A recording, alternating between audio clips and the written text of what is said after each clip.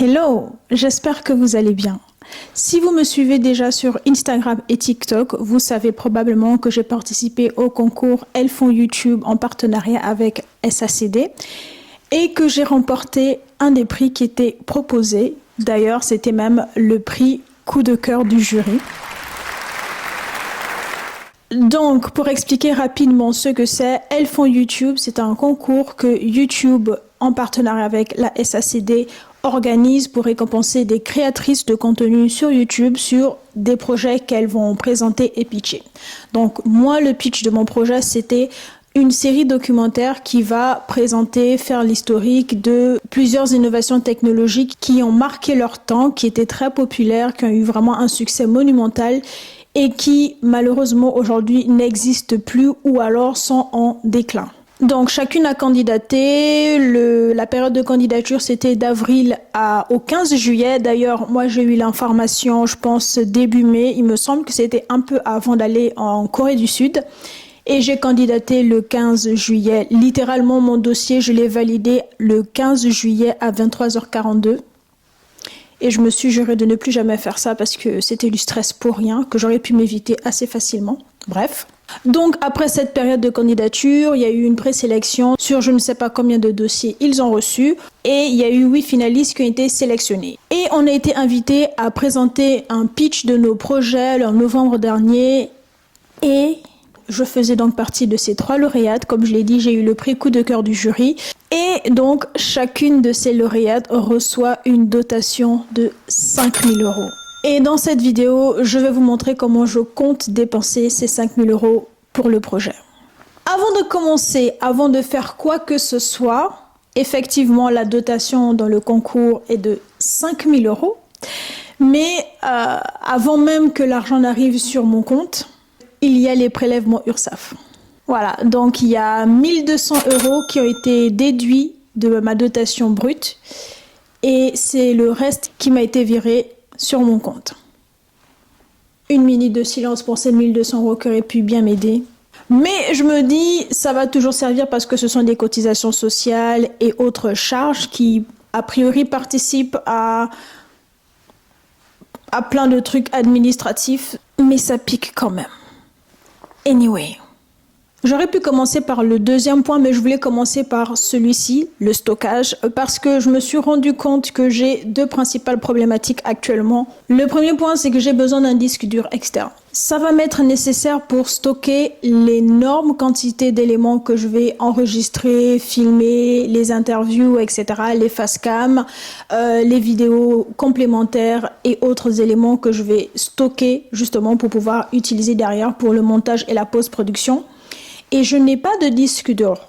Et je me suis dit, c'est peut-être le moment d'enfin acheter ce disque dur qui va m'être utile pour toute la création de contenu de manière générale. Donc ça, c'est quasiment un prérequis avant même de penser à quoi que ce soit dans le cadre de ce projet spécifiquement. Le deuxième point dans la partie stockage, ça va être une carte mémoire parce que celle que j'ai actuellement, elle fait 128 Go et j'ai déjà des problèmes de saturation de mémoire parce que sur cette caméra, donc mon Sony, elle est très qualitative, elle produit des photos et des vidéos de grande qualité. Justement, cette grande qualité nécessite énormément de place de stockage qui est utilisée.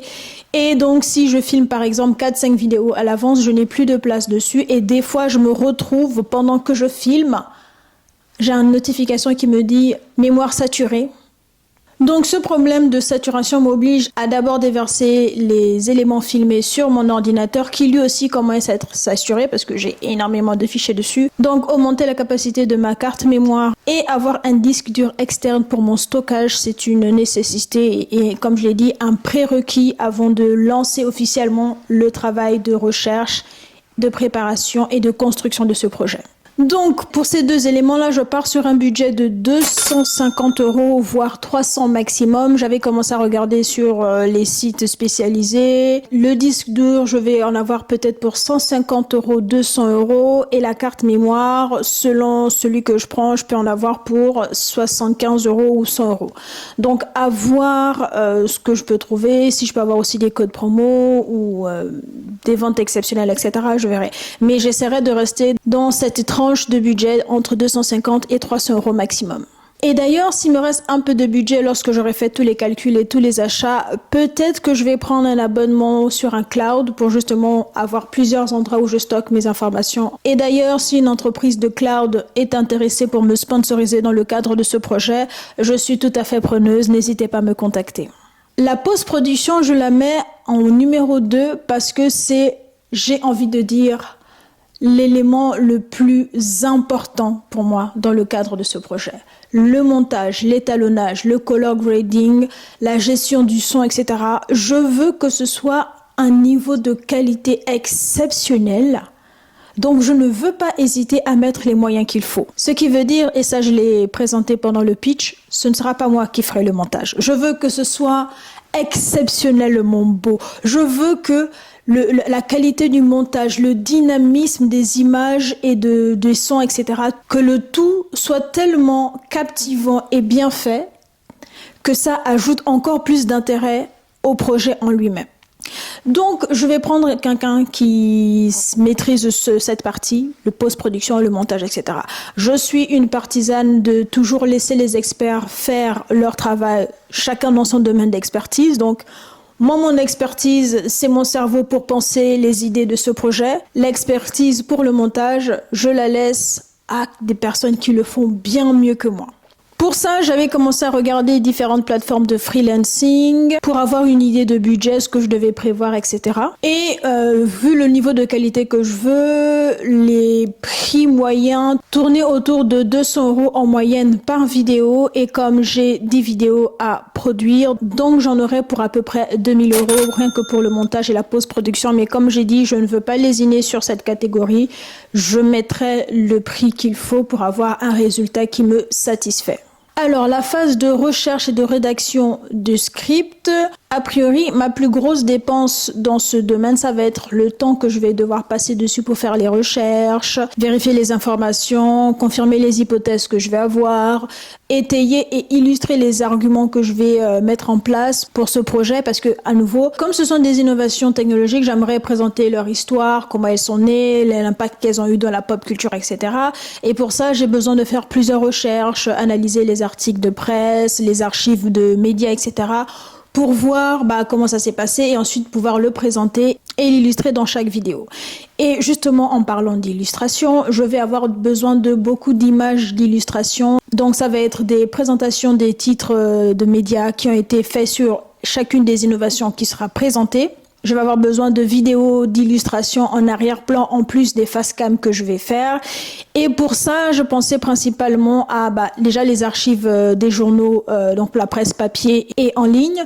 Donc pour ça, je vais voir comment je m'organise de ce côté-là. Mais là où par contre j'aurai besoin de sous et de dépenser financièrement, ce sera pour les images et les vidéos d'illustration parce que il y a des problématiques de licence et je n'ai pas envie de me faire delete mon projet en ligne parce que je n'ai pas respecté certaines licensing. Donc, je vais payer pour ça. Heureusement, l'INA, donc l'Institut national des archives, ils ont une formule, ils proposent une solution d'accès illimité pour les créateurs de contenu. Alléluia. Et donc ça, c'est 500 € par an pour l'abonnement. C'est beaucoup, mais par rapport à ce qu'on peut payer pour chaque vidéo que tu sollicites pour une licence, je crois que j'ai vu une vidéo où de 30 secondes et la licence pour l'utiliser, c'était 150 €. Étant donné que j'ai 10 vidéos à faire et que même si je pars sur uniquement 3 vidéos médias pour lesquelles je paye des licences par vidéo, ça me fait, on va dire, 450 € par vidéo. X 10, ça fait à 4500 €. C'est déjà beaucoup plus que ce que j'ai actuellement pour le budget du projet. Donc, non. L'abonnement spécifiquement pour les créateurs de contenu à 500 € me va totalement. À voir comment est-ce que je pourrais l'utiliser dans le cadre du projet. Et ce qui est cool, c'est que en dehors du cadre du projet, je pourrais aussi l'utiliser. Il y a pas mal de thématiques, de vidéos, d'archives sur différents sujets qui sont abordés à l'intérieur. Donc, ce sera toujours utile, même après le projet. En plus donc de l'abonnement pour l'offre de l'INA, je vais regarder pour prendre aussi 1 ou 2 abonnements sur des banques d'images avec des images d'archives ou juste des vidéos d'illustration pour illustrer les propos que je vais avancer dans la vidéo.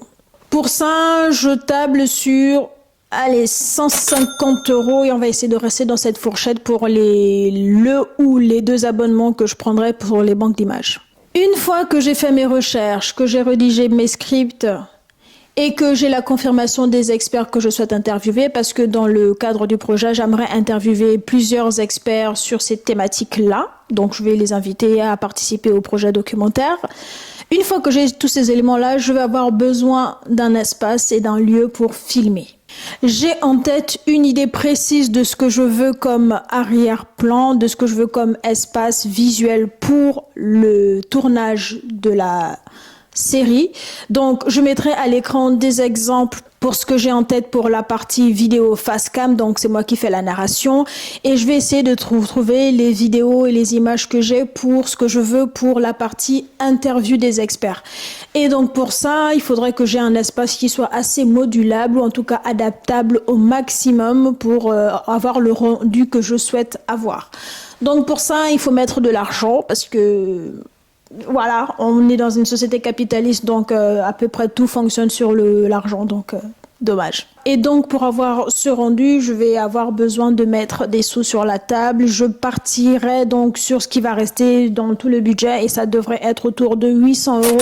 Donc je vais essayer de réserver pour plusieurs jours de tournage à des intervalles différents. Ça pourrait être 2 jours en mai, 1 jour en juillet, 3 jours en octobre. Je ne sais pas, il faut encore que je finalise le calendrier de travail et de tournage pour le projet. Mais bon, il faut déjà aussi que je commence la rédaction du projet en lui-même, n'est-ce pas? Mais voilà, l'idée c'est d'avoir plusieurs jours de tournage, donc de location d'un espace et d'un lieu adapté pour le projet pour pouvoir justement filmer les face cam et interviewer les experts. Dans le pire des cas, si je ne trouve pas un espace qui puisse faire tout cela ou que je n'ai pas assez de budget pour faire et les face cam et les interviews, je ferai que les interviews dans un espace que je vais louer et les face cam, je les tournerai chez moi dans mon bureau parce que il faut savoir optimiser les coûts lorsqu'on a un projet à réaliser. Et avec cette dernière catégorie, je pense qu'on a fait le tour des principales dépenses que ce projet va générer. Comme je l'ai dit dans ma précédente vidéo sur comment je compte organiser mon année avec les nombreux projets que je souhaite mener, je vous mets la vidéo ici. J'ai une deadline pour le projet Elefant YouTube SACD. Mon projet Tech and Talk, la chute des légendes, quand je l'ai pitché, j'ai dit que j'aimerais que les 2 premiers épisodes soient en ligne au plus tard d'ici la fin de l'année. Donc, ma deadline, c'est les 2 premiers épisodes doivent être disponibles sur ma chaîne YouTube au plus tard le 31 décembre 2025. Rendez-vous donc le 31 décembre 2025 ou peut-être en janvier 2026 pour faire le bilan de comment ça s'est passé et si j'ai tenu mes objectifs. Je pense que je vais faire des vidéos une fois tous les 3 mois pour un peu montrer les backstage du projet, où est-ce que j'en suis, à quelle étape, etc. Voir comment ça avance de manière générale et on espère que au 31 décembre, vous pourrez voir le fruit de mon labeur et les 2 premiers épisodes de ce projet. Donc, à nouveau, Tech and Talk, la chute des légendes. Anyway, j'espère que la vidéo vous a plu et ou vous a été utile. Je vous dis à très vite pour de nouvelles aventures. Allez, salut!